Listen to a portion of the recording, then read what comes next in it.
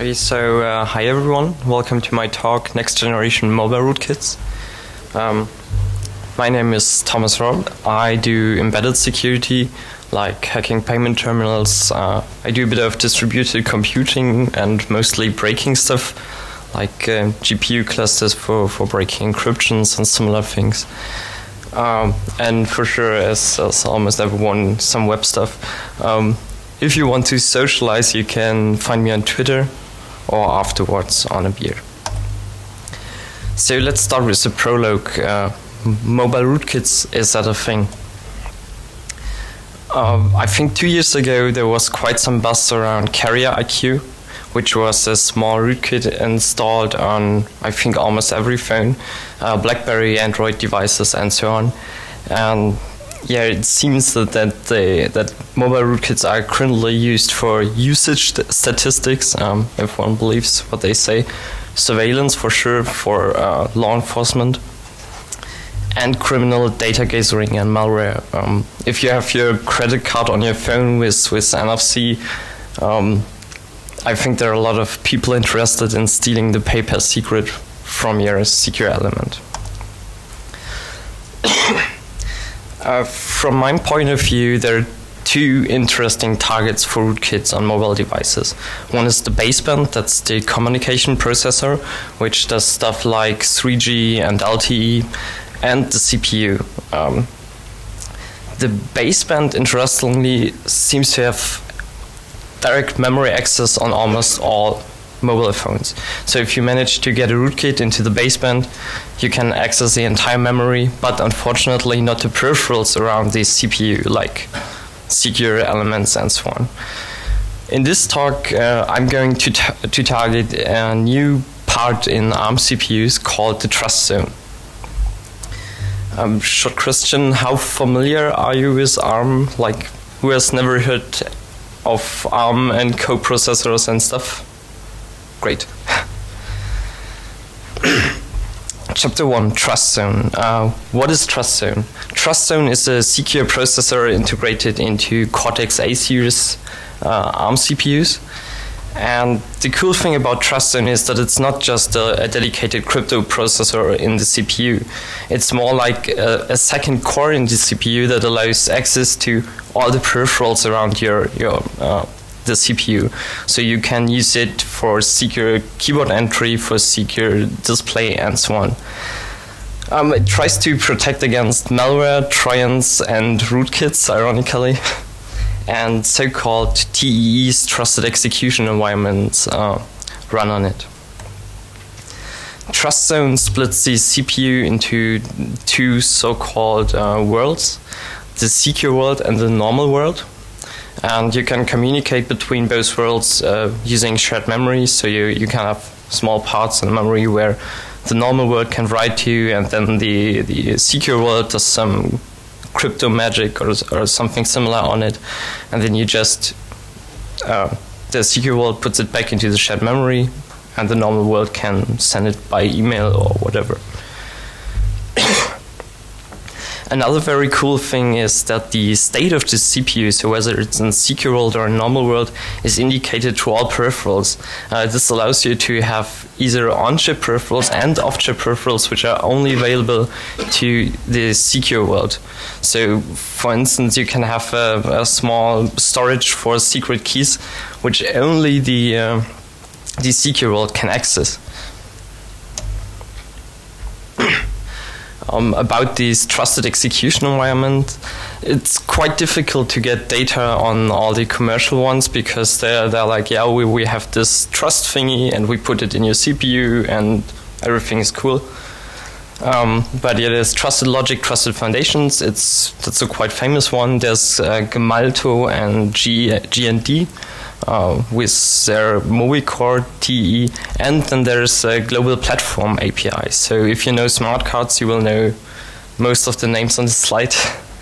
And the idea is that you write apps for these trust execution environments and then pay whoever. I honestly don't know. I wasn't able to find any resources on how I could get my own trustlet into this trust execution environments, but you pay someone to integrate them. So for instance, if you have an email client, you could build your SMIME stuff as an app for this trusted execution environment, and then your Android application or your Windows Phone application will just call the trusted execution environment for all the crypto magic.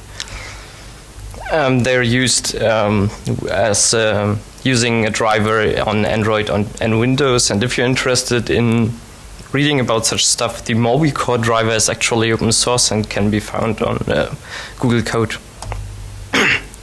A concrete example, Netflix is an American streaming service. I think in Europe it's almost not used or even not available. And Netflix requires device certification. So if you have a mobile phone or you build a mobile phone and want to show Netflix on it, you need to ask Netflix for certification.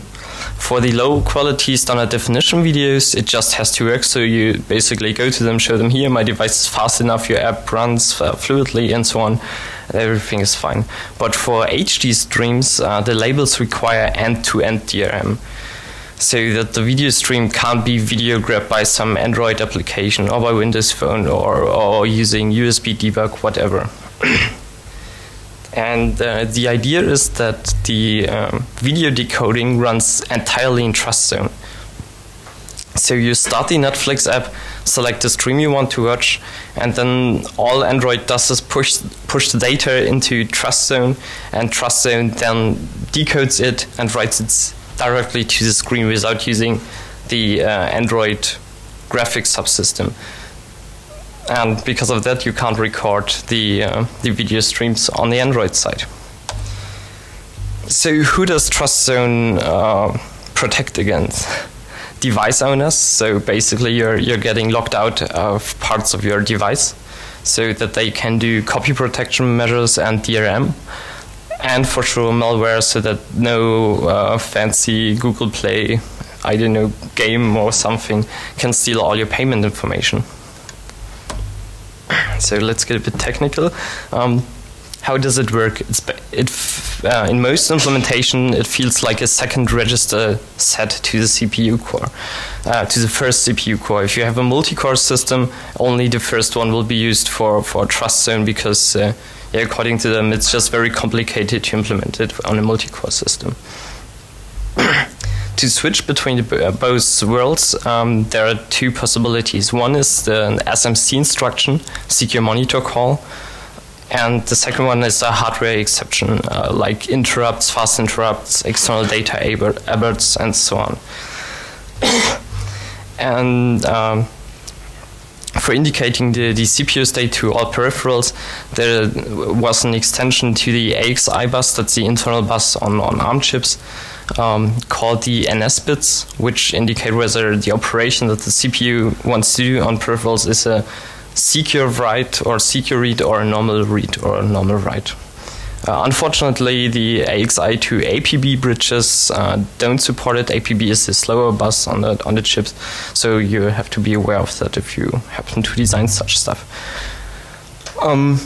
Switching between both worlds is not straightforward. You can't just flip over to the secure world because you have to manage the state of both worlds. Like if you're in a normal world and want to go into the secure world, you always switch using the so-called monitor mode. The monitor mode is it's an additional mode besides the privileged modes in normal and secure worlds. It's basically a very small code fragment that will save the state of the normal world, like store, register stuff, maybe disable some external peripherals, and then give execution over to the secure world. Memory in TrustZone, I think I mentioned it earlier. Here you have a sample configuration or how you can map the memory using a TrustZone supported MMU. You have the normal world memory, which is accessible from the normal world and the secure world. You have the shared segment, which can either be writable or readable from the normal world. And then you have the secure only memory, which is only accessible from the secure world. So In short, the normal world only sees its own memory, so it can't even detect whether there's a block of secure memory. It doesn't know, it can't detect it. It will just give a data abort on the bus, and that could come from anything. And the secure world can access everything, so I guess you see why this is quite useful. To give you an idea how a normal TrustZone setup with secure boot runs on a modern mobile phone, you have the first stage bootloader, which is contained in the read-only memory. It lays some hardware abstraction stuff, and then there's integrity verification of the second stage bootloader, which is normally contained in Flash and can be updated using firmware updates and so on. And yeah. In the second stage bootloader, the initialization of TrustZone takes place. The TrustZone kernel is loaded into memory. All the secure registers and so on are set up. And then it loads and configures either the operating system immediately or a third application operating system loader. As you can imagine, this part has to be trusted. If you're able to modify either of those two bootloaders before the TrustZone is locked, you will break the security and you can read secrets out of the CPU. Like there is keys fused into the CPU which you might be able to read out. By the way, some vendors provide you with the possibility to unlock your phone. You don't really unlock it. You unlock this operating system loader, at least in most cases, and all the entire boot chain with the TrustZone setup and so on will still take place. So you can't even make sure whether if you run your custom baked Android ROM, whether there's not something running in TrustZone which is, I don't know, stealing your data, maybe a rootkit. Hardware support. All modern smartphone CPUs have built-in support for TrustZone. Qualcomm Snapdragon and TI OMAP. I have no idea about Apple's processors because they have no open specification. Does anyone happen to know whether they use TrustZone or support TrustZone? If yes, feel free to drop me an email. I will give beer for answers.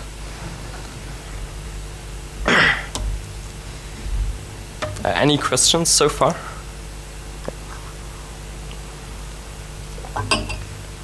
So, after taking a look at the TrustZone technology, I think it's obvious why it might be interesting to place a rootkit into TrustZone. Yeah, why? First, it's interesting. It's something new. It hasn't been done. No, at least with my Google skills, I wasn't able to find anyone who actually implemented something using TrustZone, something evil using TrustZone. People haven't talked enough about the problems that come with TrustZone, because normally if you have a secure element and are locked out of it, that's okay. I mean, it's the same with your banking card. You don't really need access to it. But if you have this TrustZone thing in your mobile phone, it means that the vendor has always access to the entire memory of your phone and can either spy on you or do usage statistics or whatever. And the trusted computing is not only about the user trusting the hardware, but also about the vendor distrusting the user, especially in this case, as it's almost impossible to disable TrustZone on all major phones. So after having the idea, the first problem was where the fuck do I test my code? At first I thought, yeah, I will just go and get a Beagle board. They run on modern TI OMAP CPUs, and after some Googling it turned out that there are two versions of all OMAP chips. One is the high security version and one is the general purpose version. Even though both have the same silicon, as far as I know, the general purpose versions switch to the normal world in ROM already. So the ROM locks you entirely out of TrustZone and disables all the stuff connected to it. And in production devices, the hardware is locked down with very strong keys, which are fused into the CPU, which you need to modify some of the stuff, like for the boot chain and so on. But QEMU supports ARM, and luckily the guys of Open Virtualization have written a paper, a flexible software development and emulation framework for ARM TrustZone, and that's an open source emulation for TrustZone running in QEMU. It's a bit experimental, and I had to hack on it quite a lot to get my mobile world, let's say, a mobile phone simulated in it, because it's more for virtualization. And there's also an open source trusted execution environment from the Open Virtualization guys, which is pretty cool if you're interested in such stuff, and it gives a good overview of what you can do and helps you if you want to get started with development. The first thing you have to think about when developing a rootkit in this separate area of the CPU is, how do I actually call my rootkit? I can't rely on the operating system or on some driver and on Android to do me the favor of switching into the secure world, like, I don't know, every 10 seconds, so I can spy on him and get back to him and so on. So so yeah, we need a way to switch to the monitor mode and to the secure world in regular or irregular intervals without the help of the operating system. So the entire thing that I will show is operating system independent. So you can spy on Windows, on Android, on BlackBerry OS, whatever you like, because it runs in a separate part. Also, the latency induced by the regular calls into the rootkit must be kept as low as possible, because if you induce too much latency, not only will the performance suffer, but it will also be assigned to anyone doing some basic analysis that something is going on there. And interestingly, even though it's for trusted computing, ARM actually gives you help on how to use TrustZone invisibly to the normal world, as they call it. So I don't know what that's useful for, except for spying, but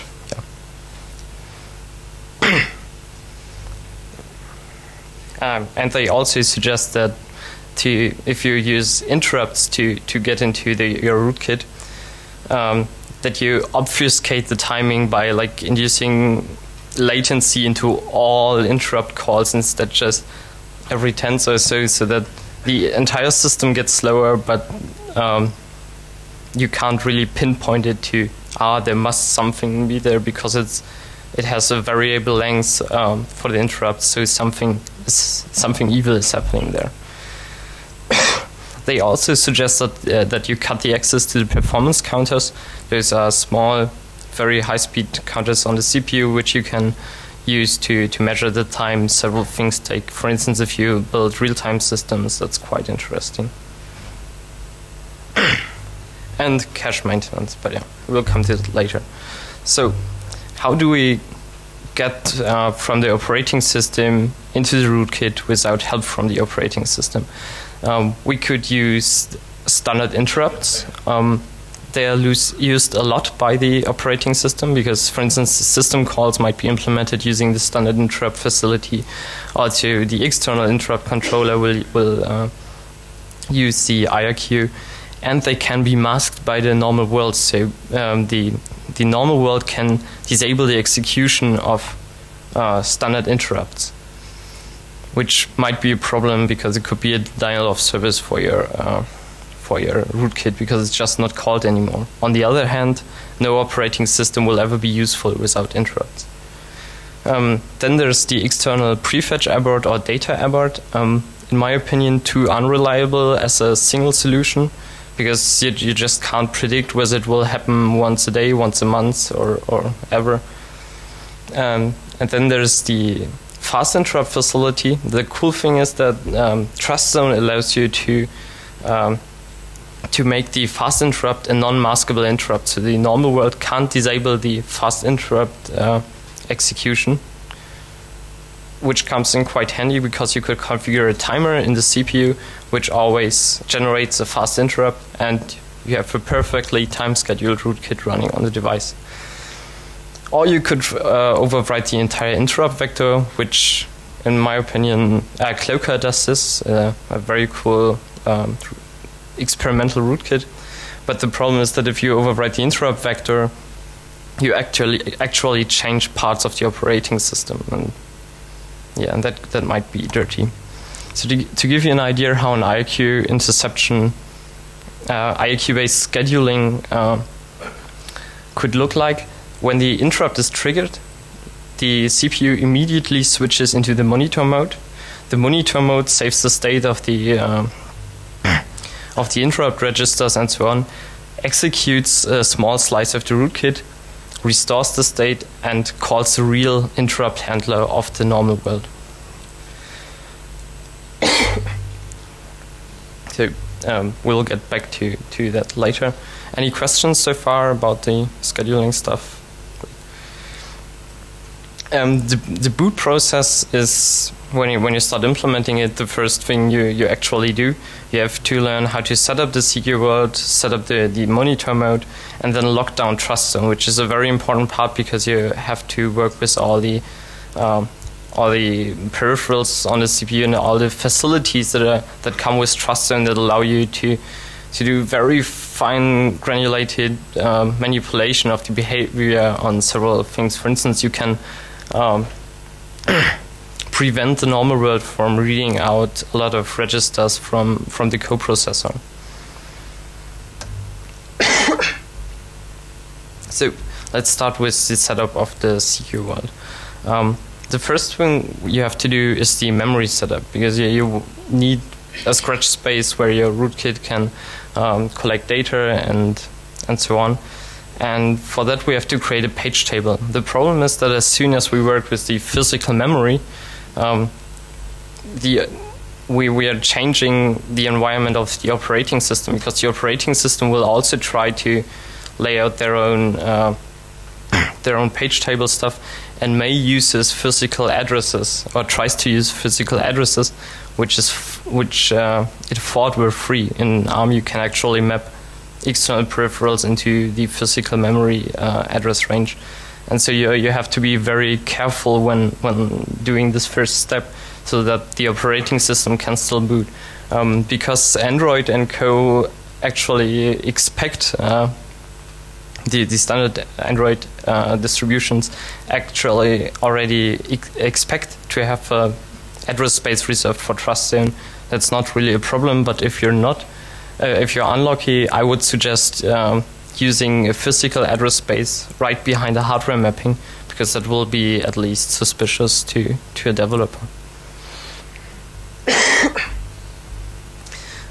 This CQ world initialization run a standard initialization routine, like load up some memory, create some structures in RAM and so on, and then configure a system call facility, because the rootkit I wrote has this provide a base system call facility to do stuff like read address ranges from the normal world, read data from the eMMC, which is quite some overhead. If you start implementing your own modules for the rootkit, you have to you have to do it all by yourself, and it's quite a lot of code. And because of that, I wrote this small system call facility, a small operating system, which helps you by providing stuff like FAT support on a MMC and so on.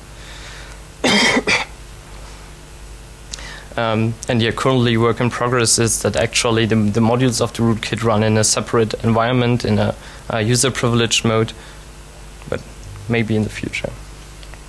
Also, I decided to use timer-based slice scheduler. So basically, by default, the execution of the rootkit is always constant time.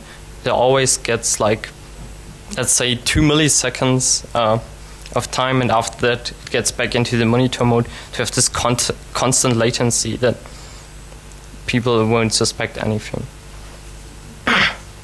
And it is able to store files in secure storage if it's available on some devices. On a system on a chip, you have actually a small micro MMC card integrated into the chip, and you can partition it and lock down these partitions. They are not like hard drive partitions. They're more like you can lock them down, and you can prevent the operating system from accessing them. And they're also TrustZone supported eMMCs, so you may even have half a gigabyte of space just for your rootkit, where you can collect all the things the user does and so on.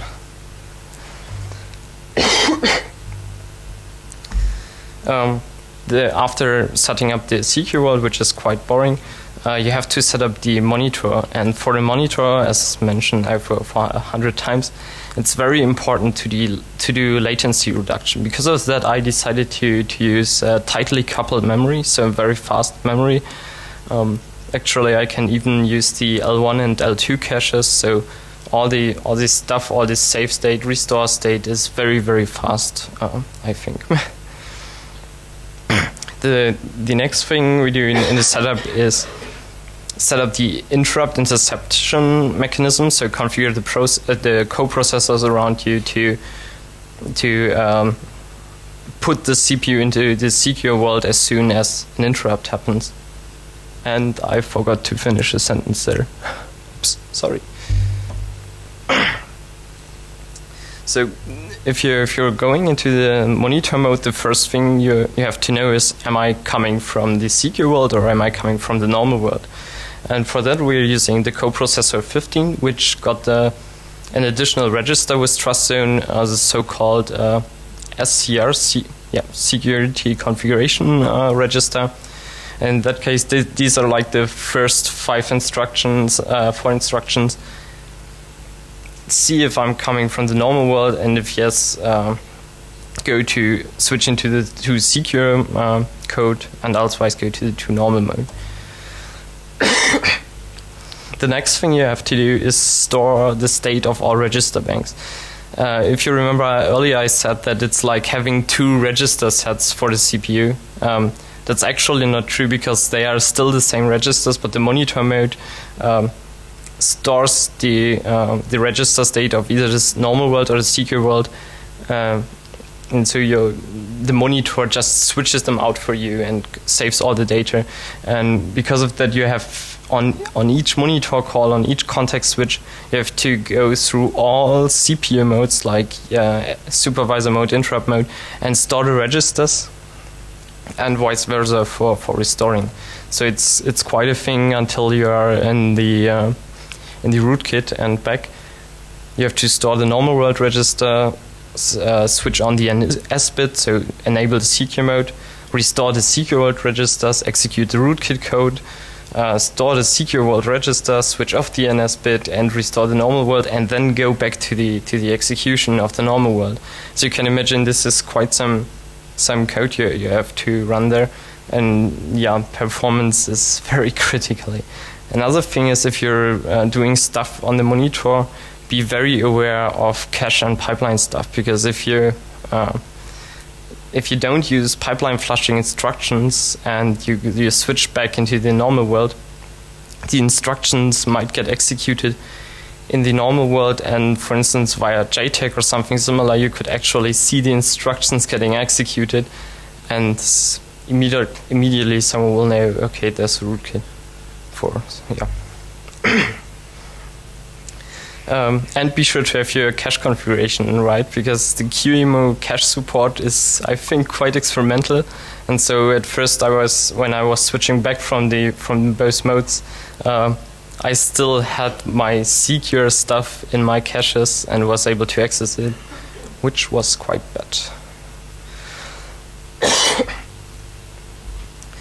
For me, the most interesting part and most fun part was locking down the TrustZone and configuring everything that it's as unsuspicious as possible. So even though you can't prevent the user from knowing that you actually have TrustZone in the chip, but you want to behave like, yeah, we're doing nothing here and everything looks normal, and you don't really want to lock him down.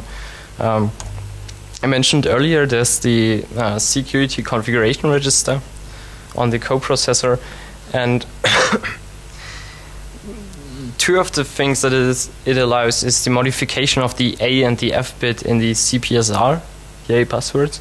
CPSR is the current program status register, and the A and the F bit are 2 bits to disable fast interrupts and abort interrupts.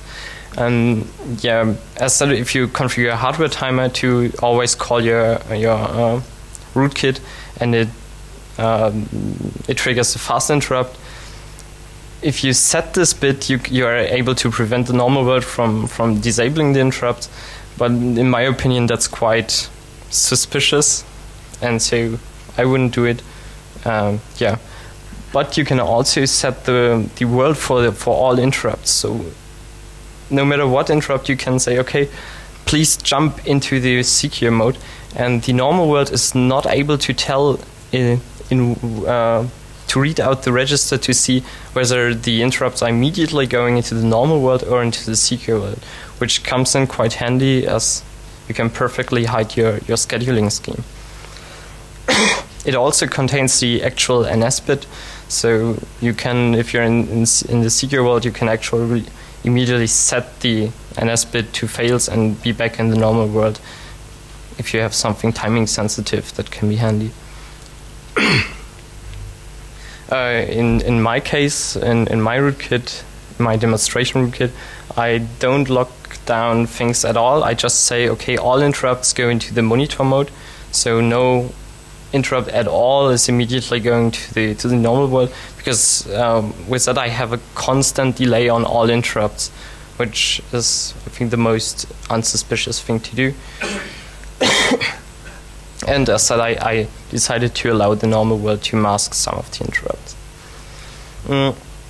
Depending on the hardware, you may need some additional configurations, like TI with the OMEP processors integrates a lot of additional stuff in the CPU for like crypto stuff and so on. I don't know what exactly, because you would have to sign an NDA with them, and I still want to do my open research. So yeah, if anyone has a contact to TI and can get me a demo and software development kit for TrustZone without me signing an NDA, I'd be glad to hear from you. But, there's also a TZPC, TrustZone Protection Controller. Yeah, it does some memory configurations and some peripheral configurations, but it's not really interesting and quite boring. Yeah, and after we locked down the TrustZone and made sure that the operating system won't notice us, we actually start the operating system or the operating system loader. The cool thing is that the operating system is unmodified. You don't even replace something in memory. You don't touch it at all. The operating system is entirely virgin. And yeah, for the operating system, nothing to see here. So what do we do now? We have an execution environment that is entirely separated from the normal operating system. We have configured the CPU and its peripherals to hide any traces from our existence. And we get control of the CPU regularly and can do whatever we want. We can access all user data, manipulate data, memory, and code. For instance, if I experimented with some mandatory code signing stuff, and you can just disable it from within TrustZone, because you can just flip some bits in the RAM and everything will be fine. Which can be cool if you write malware for this kind of stuff. And we can communicate, which is a very difficult topic, because you can't just use the network interface, because that will be obvious as shit. So, yay. Communication is a very difficult topic, and I was really thinking about just ignoring it and hoping that no one would notice, but after thinking it for a while, there are actually 3 chances. The first one is use NFC. So if you have a really targeted attack, you could, for instance, use the NFC terminals at a supermarket, which no one uses, to drop off informations. The next thing is talk to the baseband. I tried this. This is quite complicated to configure the baseband, to do additional connections to the outside world without breaking the bonding between the normal operating system and the baseband. And I did manage to send data from the secure world, but I did not manage to restore the state into something useful for the normal world. But interestingly, on the thing where I tested it, it just resets the baseband and there's not even an error message. So it's quite cool, especially because no one has the hardware to sniff UMTS and you have UMTS everywhere. And yeah, open communication. You can load your modules, you can load whatever you like directly from the internet using the baseband without anyone noticing. At least from what I experimented with. You can create IP packets by directly talking to the network hardware. The Cloaker guys, I mentioned them earlier, do exactly this. But it's so suspicious because if you're doing it over a wireless network or over cable network, yeah, people will notice. You just need Wireshark to detect the rootkit, and that is not cool. Yeah, now we're slowly coming to the end. Ports to new hardware. Diversity in the Android field is a good and a bad thing, and the cool thing is that TrustZone looks the same everywhere. So if you write your rootkit, you can use it everywhere. You only need to replace the hardware-dependent things like communication stuff and some memory settings. It's very easy. I tried several QEMU configurations and was able to just replace the parts that had to be changed in a day. Yeah.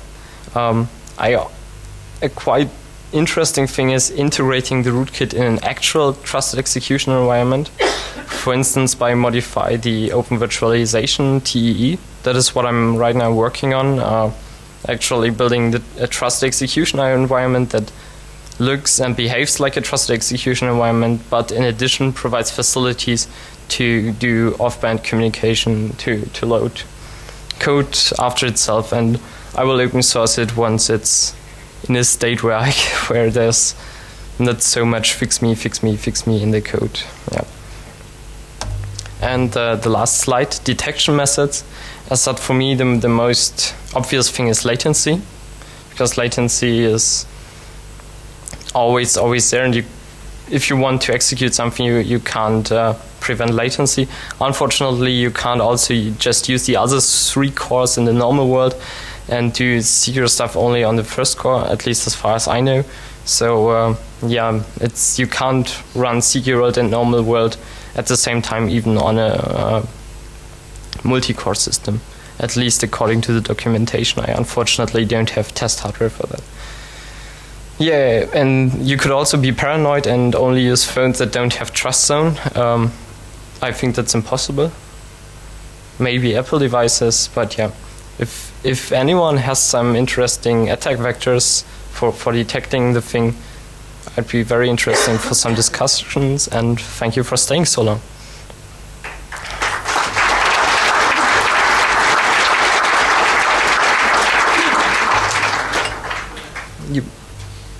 Questions or anything? Yep. Why wouldn't you hide certain modules like communication modules in the normal world and use it in the secure world? Because then you in-memory analysis tools running in the kernel would be able to find me. But can't you trip them? Can't you? Yeah, but you wouldn't be able to trip everything, because you would have to know what the an analysis tool does, and that's impossible to predict, because there are like a million possibilities to tricking it into showing that it was modified. Did the guys from TrustZone know that this exploit is actually used It's not an exploit, so it's actually by design. And for me, there's this one quote, I found it, I think 2 days ago. So at the very end, where I just was looking up some facts to make sure I'm not telling any wrong facts. And for me, this quote where they say, you can also run TrustZone invisibly to the normal world, for me it's obvious that they also think about such stuff. But I could be wrong, so I don't want to say that ARM is planning to rootkit us all or anything. Yes? So from installing a rootkit like this, I mean, you would need physical access to the phone to be able to get down to the TrustZone layer, or is there ways to install it? Well, you can... actually, you have to break the boot chain, because that's needed. The TrustZone is initialized so early in the process. You could also hack into a TEE, which is quite an interesting project, I think. So if you happen to have a phone and the TEE SDK, I think it might be interesting to fuss a bit around with the interfaces. But yeah, as I said, for me, it's a highly targeted thing, or maybe like Carrier IQ, which was integrated by the vendors and the operators. So, but I don't have a way to just go to your phone and install it now immediately. Yeah. Yes? What's your personal smartphone OS? Oh no, this is embarrassing. I'm actually using an iPhone. Is that because it's a secure environment? Paranoia, or because you just... Firstly, I'm not doing interesting stuff on my phone, yeah. But I like, on the one hand, the usability for sure, but I also like the kernel level security that iOS brings with it. I mean, for me, iOS invests so much time and force into securing the operating system, even though they still have embarrassing bugs with a freaking lock screen, and they should be punished. But yeah. Jailbreaking the iPhone. Have you ever bothered jailbreaking your iPhone? Yeah, you must jailbreak your phone if you want to do some runtime analysis. Do you jailbreak your phone? This one not, but I have also iOS devices that are jailbroken. Okay. But this is still running iOS 5, so it's insecure anyway. Don't hack me. Yeah. Any other questions or further? Okay, then thank you. Thanks.